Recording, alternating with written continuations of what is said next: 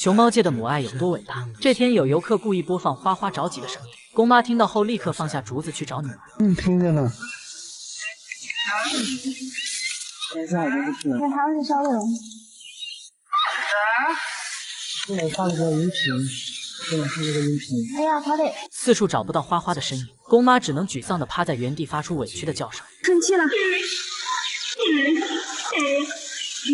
明明知道两只熊见不到面，还故意播放音频让公妈难过。为什么要用天性去考验一位母亲？而当成功正专心地坐着吃竹子，突然听到游客讨论自己的孩子公仔，立马放下竹子，瞪大眼睛仔细倾听。公仔的样子那么大了。对呀，你看公妈也在看那个，对不对？哎，公妈，你听到我说公仔啦？接着游客又夸赞成功是个好妈妈，生出花花和荷叶这样优秀的孩子。公妈，你怎么这么会生宝宝呀？啊，生了一个这么可爱的女儿，全世界最可爱的女儿。成功妈妈依旧仔细地听着，那表情好像希望游客能多说一点自己孩子的情况。公仔很好啊，花花也很好，小叶子也很乖，加油吃。听到孩子们过得都很好，成功妈妈看起来十分欣慰。由于成功生花花的时候已经属于高龄，实在无力抚养两个孩子，于是花花与荷叶不到1岁就和妈妈分开了。花花交给圆润干妈抚养，荷叶则和爱久的妈妈艾丽生活在一起。两位干妈也十分称职，把花花和小叶子养得很好。可成功却只能从游客口中获知一点孩子的信息。和成功妈妈一样，大熊猫凤仪也是一位很有母性的妈妈，无时无刻都在保护自己的崽，经常把孩子抱在怀里。孩子坐在自己身上也不介意，小家伙从木架上掉下来，妈妈第一时间护住崽崽。两只大熊猫被马来西亚的奶爸养得白到发光，凤仪生了3个娃都还能净身，可见她不仅爱自己的孩子，还是位心地善良的母亲。同样很有母爱的还有旅居韩国的大熊猫爱宝。虽然爱宝经常对亲女儿福宝使用武力，但她其实是很爱福宝的。当初爱宝生福宝时，忍着剧痛才把宝宝生下来。生产过后也没有第一时间想着为自己补充能量，而是小心翼翼地抱起女儿，大口大口喘着粗气，7天7夜不吃不喝，连上厕所都要带着女儿，生怕一个不小心把孩子丢了。后来还是江爷爷看不下去，给爱宝摘来新鲜的竹笋和竹叶，包起来喂给爱宝吃。为了给福宝足够的安全感，爱宝一直抱着福宝维持着一个姿势，导致后背都磨烂了。江爷爷心疼地给宝贝女儿上药，爱宝还是抱着福宝不撒手，直到福宝学会走路，爱宝才逐渐放松对女儿的看护。不过福宝这个废头子长大后越来越皮，经常缠着妈妈完成飞机。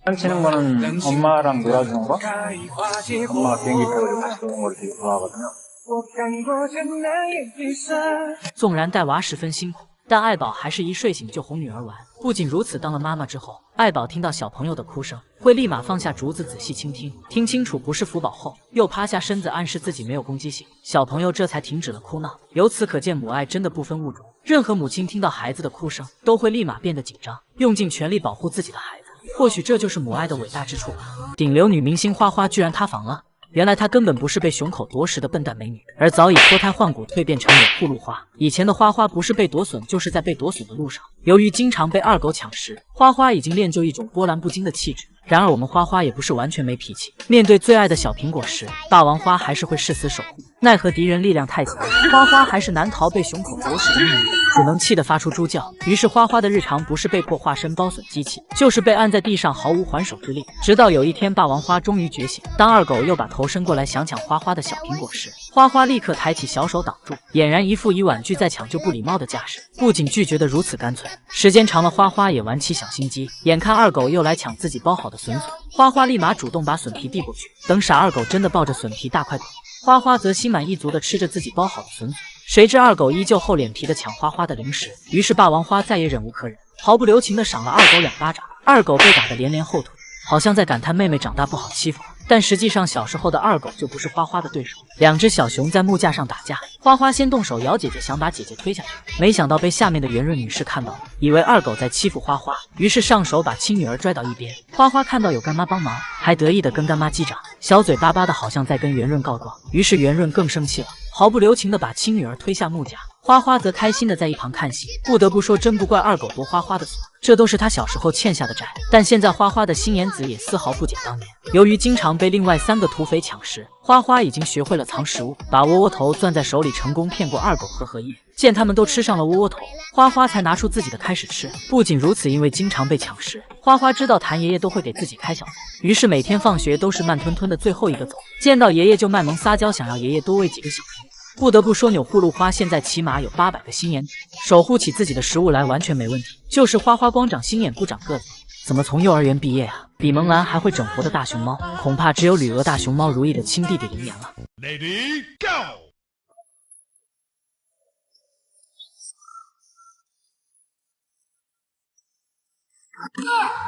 哎呦我的妈！眼前这只正在狂野蹦迪的大熊猫，就是被称为洛阳夜店小王子的林岩，天生自带的音乐细胞，不仅会蹦迪打节拍，也不在话下。熊猫肉肉洗澡洗开心，发出硬汉的笑声。林岩是边洗澡边唱歌，哼哼唧唧的像拖拉机启动的声音。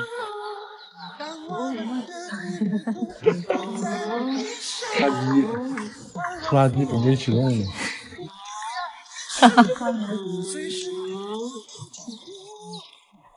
最重要的是，我们林岩从不让任何一名游客的票白买。论起敬业和宠粉，一点不比西直门3太子蒙兰差。林岩上班会先绕场跑1圈，燃烧100卡路里，接着爬上木架做几个仰卧起坐，然后开启蹦迪模式。看到游客越来越多，还贴心拉过自己的躺椅，让观众坐着看他表演。这画面简直和如意拉水桶的模样如出一辙，真不愧是亲兄弟，体内的雄性基因挡也挡不住。然而林岩整活不是在翻车，就是在翻车的路上，经常在游客面前摔个屁股墩。本来想站在空心水桶上给观众表演一波杂技，上一秒还好好的，下一秒重心不稳，直接被卡在水桶里出不来。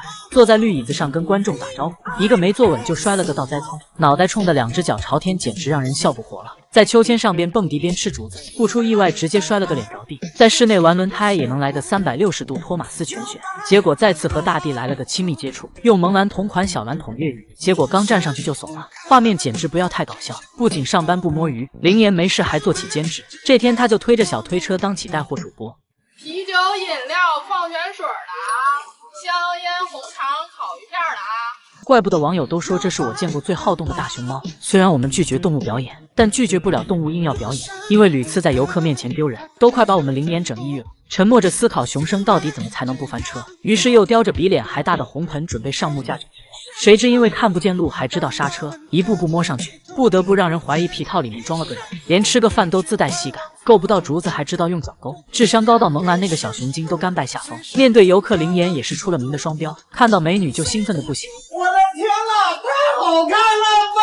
还会安静的和美女合照，大老爷们只能靠边站。不过林岩也不是每天精力都这么旺盛，有时候也会睡到日上3竿才出来盈利，实在饿了还会早退，因为着急下班哐哐敲。这样下去，萌兰顶流男星的地位恐怕不保。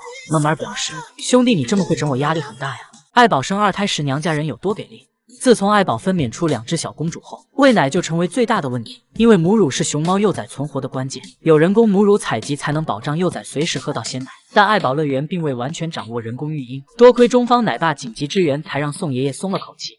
중국에서 이 분야에 대해서 경험이 많은 전문가와 한 분이 와서 도움을 주고 있으니까요. 걱정을 하지 않으셔도 될 것 같습니다. 此次远赴韩国为爱宝保驾护航的，正是有18年育崽经验的王奶爸。这次爱宝确认临盆日期后，王奶爸提前1个月就从四川飞韩国，从陪产到挤奶再到照顾幼崽都手把手教学，比如每喂几次奶就要让宝宝休息一会儿。其实是奶爸在有意控制喂奶节奏。现在2位爷爷早已学会独立挤奶。 姐妹俩再也不用担心挨饿了。其实海外的国宝有很多都是王奶爸呵护左右，熊猫如意和丁丁的旅鹅之旅就由他一路守护。不适应的熊团子在笼中躁动不安，王奶爸就用手心轻柔的抚慰，每天投喂新鲜蔬果给毛孩子家的温暖，还耐心教学俄罗斯饲养员各种专业知识，从日常投喂到体重监测，甚至熊猫的一个微小动作都不放过。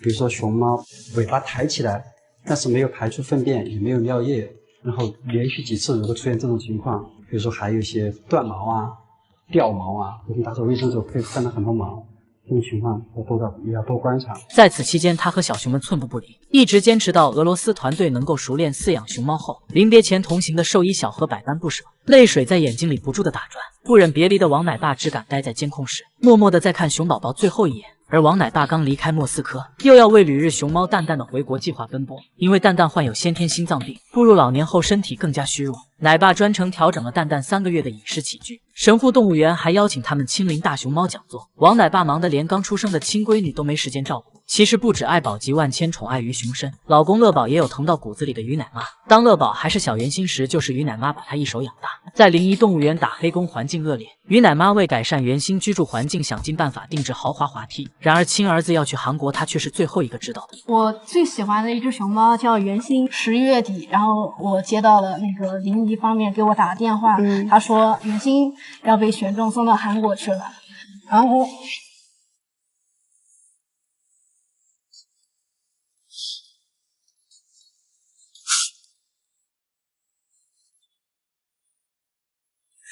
送别圆心后，于奶妈日思夜想，还和江爷爷通电话询问圆心近况。你好，你好，江先生，我们以前在都江堰见过的。好久不见。对，好久不见。后面是有人线。还好2位爷爷对乐宝的爱多的都要溢出来了。在韩国不仅抱的美熊归还，收获仨公主，从初到新家的拘谨变成单臂大回环，在宿舍里放肆的飞檐走壁不说，还天天挑食到江爷爷头疼不已。不过于奶妈还是在2018蜜月时去韩国守了乐宝一整天。曾和乐宝亲密无间的她，只能隔着栏杆远远看上一眼。对乐宝无所不知的还有刘娟奶妈，她也是护送乐宝到韩的奶妈。向江爷爷介绍乐宝时，因为太爱怼脚，会不自觉上扬。她对熊猫的了解程度让江爷爷佩服得五体投地。现在性格啊，你别看他像一个男生，其实他性格很嗲的，有点像韩国的女生韩欧巴的那种感觉。他喜欢和我们人在一块儿，每次一看到人过来了就，每次一看听到没有呀，每次一听到我们的声音或者是饲养员的声音，然后就马上的就跑过来了。每一只熊猫都是奶爸奶妈们的心头肉，即使毛孩子身在国外，也始终牵挂着他们的心。海南岛岛主共共顺顺到底经历了什么，才让奶妈如此痛心流泪？哥哥很乖，哥哥乖到让我心疼的感觉，他太乖了，他就是吃，一点都不挑，一点都不挑啊。熊猫共共和顺顺2013年出生在四川避风峡，曾经和刚生2胎的爱宝一起长大。爱宝幸运的被江爷爷选中去了韩国，而兄弟俩也被送往太原动物园打工。殊不知这竟是他们噩梦的开始。太原动物园场地狭小，还脏乱差，平日根本无人清理，导致垃圾遍野。在这样的环境下生活，才2岁的熊猫兄弟就出现了刻板行为。最令人痛心的还是共共和顺顺竟会饿到去捡垃圾吃。要知道熊猫本就需要1天多次进食，甚至还需要苹果、胡萝卜等补充其他营养，但是共共和顺顺却每天都过着忍饥挨饿的生活，还养成被迫节约的习惯。每次吃完竹笋后，就连笋皮都吃得干干净净，这让亲眼目睹熊猫受虐的猫粉愤怒不已，上网发帖控诉动物园种种恶行。没想到太原动物园只是一纸通告敷衍了事，就连娘家避风峡也视而不见，直到借展期满才接回兄弟俩。之后共共顺顺又被派去海南热带动植物园打工，猫粉们生怕孩子遭到2次伤害，纷纷阻拦，但结果是俩熊直接走上熊生巅峰，摇身一变成为海南岛岛主。海南热带野生动物园将2小只宠上了天。当奶爸奶妈得知兄弟俩曾经的遭遇后，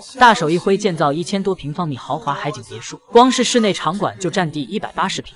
假山水池木爬架更是一应俱全。海南气候比四川格外炎热，馆里就1年4季把空调开着，平日吃的是竹中爱马仕黄金竹，投喂的竹子必须在3到5年的最佳赏味期，时不时还撸个串改善伙食。这下兄弟俩终于实现竹子自由。极尽宠溺的奶妈会亲手为岛主做各种玩具，就连财阀公主福宝都不一定比得过，更别说萌兰后院的那堆破烂。而俩小子的破坏力丝毫不输萌兰，在皮实的玩具到他俩手里2天就面目全非，然后再被隔壁穷邻居老虎回收利用。最近顺岛主沉迷出海无法自拔，由于满身墩墩肉，一不小心就把小帆船做了个底朝天。不过得力管家奶妈兰姐马上就会革新的，别的熊猫1年到头有个生日派对就不错了，这俩不是在过节就是在过节的路上。2个光棍大男孩还一块过情人节，就连618购物节和315消费节都不放过。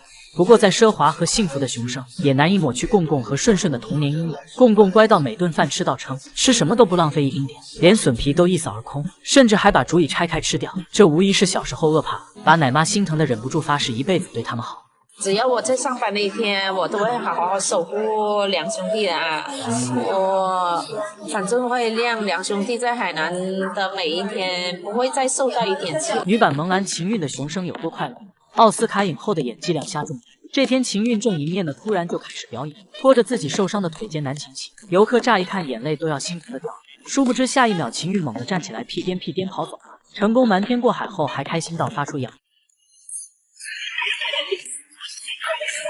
如果说萌兰是整活三太子，秦韵就是熊猫界整活女王。她的表演从不会让粉丝们失望，她总会在没人的角落偷偷练习装学技能，这演技奥斯卡美女都说不过去。秦韵一朝有名气，10年都飘忽。随着粉丝大军逐渐增多，名气一度赶超萌兰，成为明星熊的秦韵也在整活路上渐行渐远。正散步时，突然四仰八叉往草地上一躺，顺着斜坡一泻而下，整个过程纵享丝滑。见过其他熊玩滑梯的，但自嗨式滑草的却是第一次见。萌兰的越狱技能有高人美奶妈传授，而秦韵的滑草绝活也是世代相传，简直和老爹二郎如出一辙。秦韵出圈的方式也是千奇百怪。司汤圆为喝口奶不吸假孕当上男妈妈，秦韵也为抢邻居家西瓜卖惨，整只熊趴在铁网上望眼欲穿，就差张大嘴嗷嗷哀嚎了。奶爸招架不住，只好给了2份西瓜。秦韵为了让奶爸多盛几勺盆盆，熊头一耷拉，眼泪都快出来了。毕竟谁能拒绝可怜巴巴的熊团呢？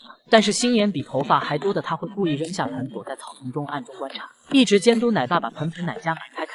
秦韵不仅擅长装弹装聋，也擅长信手拈来。沉迷泡澡的她不想回家，任凭奶爸怎么呼唤都装没听见。可她忍不住回头的假动作，还是暴露了小心思，只能顺手扒拉水花掩饰尴尬。最后这位姐装都懒得装了，直接挪屁股换个位置继续泡澡，还在水中熊掌拨清波。其实小时候的秦韵就不同凡响，她把竹筐套在小小的头上，一个后空翻就滚下山坡。从此秦韵显眼包之力熊熊燃烧，又是和轮胎打架，又是和喜鹊来场速度与激情，追鸟没追上还气得满院子打滚，连8个树都带着天竺少女的娇羞。猫粉秒变唐僧，但是却深得他七叔真传。喝奶5分钟速战速决，舔盆能墨迹25分钟，恨不得把半个头吃进去。很难想象吸金小公主秦韵和萌三太子看对眼会有多炸裂，他俩的爱情结晶估计能把熊猫基地闹个底朝天。不仅会吃手舔奶盆，还会翻墙越狱逮小鸟，滑草草装残疾，连玩具都是花。顶级萌妹飞云究竟有多优雅？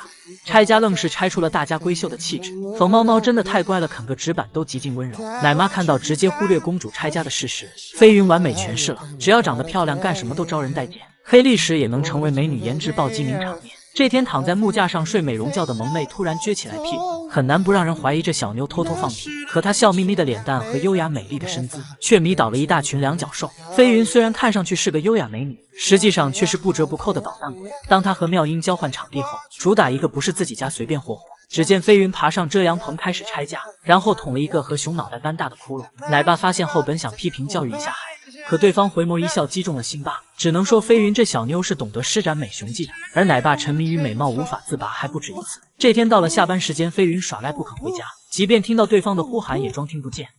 睡觉了，飞云，别等着睡快。不过奶爸看到宝贝打喷嚏笑盈盈的模样，便瞬间换了一副面孔。这前后态度的差距不要太大。你公主回家。要知道熊猫出外场时，不是激动万分像兔子般撒欢，就是萌兰霸气十足的出场方式。唯独飞云不慌不忙，始终是慢悠悠的，每一步路都踩到姨姨们心坎上。看到云云就有一种国泰民安繁华似锦的感觉，这就是国民女神的独特魅力吗？即便大雪纷飞之时，小伙伴放飞自我都在打滚，直接裹成了糖霜小熊。情绪稳定的飞云却有偶像包袱，这小妞处变不惊，还叼着玩具慢吞吞走来。看着雪景优雅干饭的她，和隔壁撒欢的妙音和金虎形成鲜明的对比。作为一枚温柔小熊，飞云对待万物都很有耐心。来院子里偷吃的麻雀成了她的宝贝。萌妹非但没有生胖气轰走对方，还像学着妈妈的样子将小鸟抱在怀里。换做于爱，早就让麻雀喝上孟婆汤了。对比之下，飞云真的是温柔善良到了极致。而奶妈为了锻炼小妞的后肢力量，会特意将窝窝头放在木桩上。本以为飞云会像打金虎那般一拳头掀翻，却没想到她竟然慢悠悠的起身，轻轻的拿走食物，争取不碰到小黄鸭玩具。除此之外，飞云每一个玩具都是干干净净的，玩的时候都是小心翼翼，从来没发生撕扯玩具咬坏的想象。身边的一草一木都被小美女用心守护着。飞云第一萌妹的称号绝不是浪得虚名，毕竟这小妞可是气质型的美女。看到小奇迹急切八门寻找奶爸身影，才明白国内饲养员给了她多大的安全感。只见小家伙化身八卦熊，竖起耳朵，还用腿蹬着墙，方便偷听得更清楚些。感觉小奇迹一刻也不能和奶爸分开，即便对方只是在内场打扫卫生，仔仔也要抛下粉丝，隔着小窗口观察王奶爸的一举一动。没想到小奇迹如今居然这么依赖奶爸。要知道这几天小奇迹因为隔壁来了新邻居，有些不太适应，一改往日的活泼好动，总是独自一熊安静坐着。王奶爸感受到宝贝的情绪变化，于是给了小奇迹更多偏爱。只见奶爸充当仔仔的守护神，直接拿着小奇迹爱吃的笋笋，一个个投喂到嘴边，借机陪伴着对方。奶爸看到小奇迹在外场辗转难眠后，考虑到宝贝可能会睡不安稳，便在不远处默默注视着。感受到奶爸宠溺的目光后，这小子肉眼可见的睡得很踏实，自家人真的给了他满满的安全感。即便小奇迹没准备睡觉，王奶爸也要躲在小角落守护着，满心满眼都是宝贝。在奶爸日复一日的精心照料下，小奇迹先前的应激反应也烟消云散，依旧成了那个阳光开朗的小王子。仔仔爬木架时稳健自如，爪爪倚靠在木架上吃苹果的样子相当巴适。他还能凭借超强柔韧性做高难度动作，丝毫不见拘谨胆怯的模样。当奶爸喊小奇迹回家睡觉时，这小子还故意逗对方，表面上点头答应，实际行为却一动不动。仔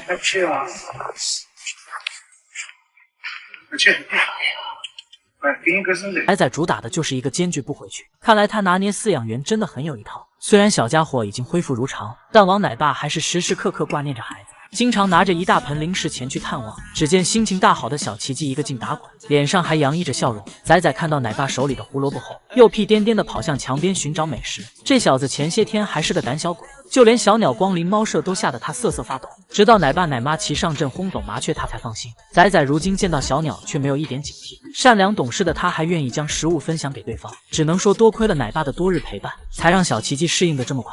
足以可见他对熊猫饲养员这份工作有多么负责。难怪小奇迹最喜欢黏着王奶爸。熊猫和饲养员之间也有跨越物种的亲情。脚不沾地的小公主生意，为何回国后成了熊来疯的社牛？与马的大熊猫到底经历了什么？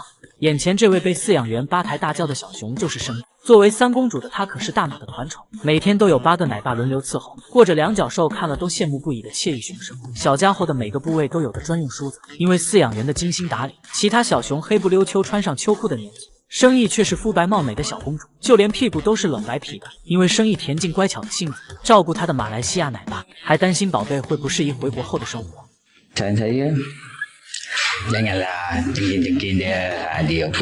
可奶爸怎么也想不到，这一切都在他回国后彻底改变了。生意回家后没几天就释放本性，总像个风一样的女汉子般到处撒泼打滚，不知道的还以为腿上安了电动小马达。小家伙甚至还学会了勤运同款滑草，国内显眼包熊的吃草卖惨也被他完美掌握。没想到生意还挺入乡随俗的，每当无聊之时，宝贝就偷窥小奇迹，动不动就爬上树和对方打招呼。社牛属性暴露无遗，看来他当年在马来西亚收敛了不止一点。然而生意的大姐暖暖在马来西亚的待遇比他还要更胜一筹，小熊们通通掌握的包笋技能，被奶爸奶妈宠坏的暖暖却一窍不通，因为他平日里吃个零食都是饲养员亲手投喂到嘴边，公主只管张口就行。大马奶爸对暖暖可以说是无微不至，不仅上下班接送，就连这小家伙耍公主脾气不肯上班时，奶爸也十分尊重孩子，绝对不会强迫，甚至还拿着玩偶独自去外场向游客道歉。无一例外的是，暖暖回国后画风突变，用静若处子动若脱兔形容她再合适不过。安静坐着思考熊生的她有些公主仪态，宝贝吃饭也是细嚼慢咽，生怕丢失了偶像包袱。可暖暖一旦发疯，便走向一发不可收拾的局面。这天不速之客突然到访公主的院子，只见孔雀一而再再而三挑衅暖暖，还一个劲孔雀开屏炫耀美貌。忍无可忍的他瞅准时机，一个熊扑就将对方按倒在地，差点把孔雀的毛都拔光了。只能说一级保护动物在国宝面前也得收敛几分。调皮捣蛋的暖暖经常欺负小树，动不动化身勤劳园丁修剪树枝，好好的一棵树全被暖师傅给薅秃了。谁能想到熊猫回国前后的差异这么大呀？不是一家人不进一家门，这句话在暖暖或生意身上也很通用。你知道福宝的2个外号吗？外号一锅巴公主，福宝最爱的就是在妈妈的后花园里放火，搞得浑身上下黑不溜秋，尤其是站在白到发光的爱宝身边，母女俩的色差对比不要太明显。哇麦 K， 哇麦 K， 哇麦 K， 哇麦 K， 不溜彪不溜彪，空龙看看。因此被黑粉头子江爷爷吐槽为锅巴公主。而福猪猪不光糟蹋妈妈的后花园，就连自己的闺房也像被炮轰过一样，地面上横七竖八丢满了竹子，这凌乱程度狗看了都自愧不如。锅巴公主坐在其中，美滋滋享用竹子。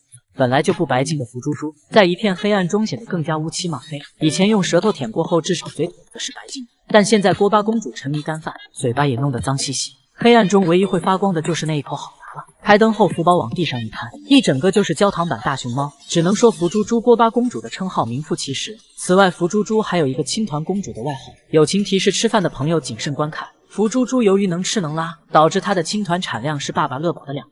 这一点还得到江爷爷的官方认证。爱宝最近大概10到15公斤，乐宝比较少，11、12公斤。还有很奇怪，铺宝它一天大便量大概20公斤左右，最大。并且任性的福宝想造青团的时候，不管身在何处，直接撅起屁股释放自我。这天福宝爬上冰床，刚准备小眯一会，结果屎尿赶来了，挡都挡不住。只见福猪猪打着哈欠，直接原地解决。这丝滑感不知让多少便秘患者流下羡慕的泪水。结束后，身心舒畅的福猪猪直接趴了上去，懒洋洋的翻了个身，将青团抹匀。不得不说，福宝真的是邋遢到家了。一次营业中，正啃手丸的福猪猪突然屎意来袭，只见他走了2步，直接在竹子上摆好姿势，尾巴一翘，青团顺势滑落。有时福猪猪根本来不及摆好姿势，青团就已经喷涌而出。只见他直接躺倒在竹子上，一边努力拉青团，还一边用手去拿竹子吃。这是财阀长公主能干出来的事吗？但他很快就因随地拉青团而受到惩罚。这天福宝拉完青团后，并没有擦屁股，直接坐在木架上的新鲜竹子上。结果福猪猪吃着吃着，眼神逐渐呆滞，思索好好的竹叶为何会有一股青团味。想到刚才自己的壮举，福宝开始拼命的用手将嘴里的竹叶抠出来，满脸绝望，内心 OS 完了我不干净。不得不说，被2位爷爷宠上天的福猪猪，真的是也越来越不顾及自己公主的形象。原来大熊猫真的能听懂人话。才不叫盆盆得了哟！一听到有盆盆奶喝，这只装睡的熊猫仔仔直接爬了起来，睁着溜圆的大眼睛四处寻找，奶萌奶萌的小模样，让人忍不住抱在怀里狠狠蹂躏一把。别看女明星花花外表看上去呆萌可爱，其实熊家聪明着呢。当花花美滋滋干饭时，一旁的猫粉突然吐槽她胖，谁料女明星立马放下竹子，并将食物吐出来，骂骂咧咧，努力扬起脖子证明自己还在吃，脖子那么亮。听到了，伤心了，伤心了。有次女明星不顾形象当众抠脚丫，被一致一会的脚气后，听懂的花花一脸尴尬的放下脚脚。多少块会不会再给我钱？听懂了，喝了一点同样能听懂人话的还有润月和九九。原本2熊正趴在一块干架，听到姨姨们要给自己拍照，赶紧切换营业模式，面带微笑看向镜头。啥东西他知道？哎，听懂了，眼子都睁完了，你看，看得出头是成精了，我太厉害了。当将爷爷告诉福宝妈妈需要休息时，混世小魔王竟罕见的乖乖点头。 엄마가 좀 조용히 지내야 되는 시기니까 이렇게 소란 피우지 말고 얌전히. 但爷爷还是不放心，依旧在一旁絮絮叨叨。福宝则现场来了段猫猫碎碎证明自己。 많이 좋아지네. 잘 먹고 잘 자고 얌전하게. 어? 잡아. 옳지. 그래. 가면 소리가 안 나게. 천천히. 看到大孙女如此懂事，江爷爷止不住地夸奖她。 그렇지, 부가. 누가 어째 착하노? 엄마 닮아서 착하지, 우리 부가. 아빠 닮아서 활발하고, 그렇지. 听着爷爷的絮絮叨叨，福宝一脸无语的扭过头，心里默默吐槽自己才不会出声。只是爷爷你再唠叨，妈妈就要醒了。此外，虫洞的二顺妈妈也能听人话。这天，工作人员喊着让家长把孩子抱下去。 结果园内的二顺妈妈听懂后，心想两脚兽怪客气的嘞，还叫我老师。随后就将在木架上玩耍的熊孩子拽了下来，一脸懵逼的于可结结实实摔了个屁股墩。福多多刚进外场营业时，眨巴着圆溜溜的大眼睛，好奇的看向游客。听到姨姨叫自己名字时，他还会乖乖的用小奶音回应对方。多多，凶一个，可凶一个。 当听到姨姨们撒娇让自己转过来时，熊猫仔仔心想真拿你们没办法。转过身后听到惊喜的呼喊声，他还害羞的挠起了痒痒。转过来嘛！哎，可以交流了。听到游客们说自己有一条黑色的尾巴，正在舔毛的仔仔听到后内心十分不满，小脚一蹬树，借力将自己白色尾巴露了出来。听到姨姨们的惊呼，他还得意洋洋的抖了抖。我是你们尾巴呀？ 哪怕有哦，我记得他好像有条黑色的尾巴。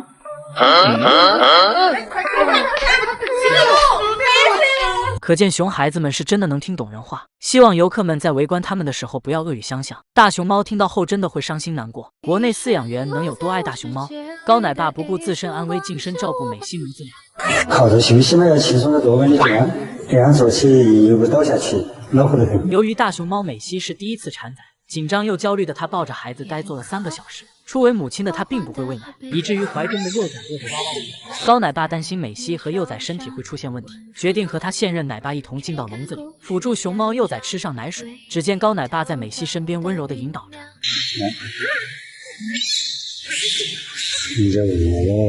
看到美西并不抗拒自己的接触，高奶爸不顾危险，悄悄将手伸到她怀里，手动把宝宝扶正，让她吃到奶。现任奶爸则是在一旁摸着美西的头安抚着。听到宝宝哭声消失，高奶爸终于放下心来，他一边辅助幼崽吃奶，一边轻轻抚摸美西的头，告诉她不要紧张，先休息一会儿。你说啊，那些乖，挺好。看到美西一直目不转睛盯着他们，高奶爸像哄孩子一样哄着她照顾怀里的宝宝。那些，你待在这，看在这儿哦，你在这，你在这哈，乖乖。听懂的美西先是温柔地看了一眼奶爸，随后听话地低下头，轻轻舔舐宝宝。而美西之所以会如此信任高奶爸，是因为她从小就由对方喂养，断了2个多月的时间。我接受。当时美西还生活在四川卧龙熊猫基地。2008年汶川地震发生后，基地受损严重，所有大熊猫惊慌而逃。是高奶爸第一个发现了美西，并将她从数米高的大树上救下来。我印象最深的就是美西爬到了一个很高3、4米高的一个梧桐树。当时这个美西应该是有60多公斤，我一个人把这个熊猫把它提到这个树杈的外边，这下边再接人墙接罗汉一样，从上面把它这样接下来。从此一人一熊建立了深厚的感情和信任，哪怕奶爸直接晋升为保温箱里的大崽取母乳，美西也没有一丝反抗，乖乖坐在地上。为了能让宝宝们都能在母爱的沐浴下长大，奶爸们还会定期将2只幼崽轮换给美西照顾。只见高奶爸没有准备任何食物，就直接近身哄美西把孩子交给他。美西一开始耍赖似的躺在地上，不愿意松手。高奶爸一边安抚一边在她怀里摸。成功取到幼崽后，他赶紧来到保育室，随后高奶爸立刻将大崽拿了过来。美西听到宝宝和奶爸的声音后，立马起身，小心翼翼地叼起宝宝回到了角落，将孩子搂在怀里，熟练地舔舐着。看到美西满眼温柔地照顾宝宝，高奶爸悬着的一颗心也终于放下了。愿天下所有大熊猫都能遇到疼爱自己的饲养子。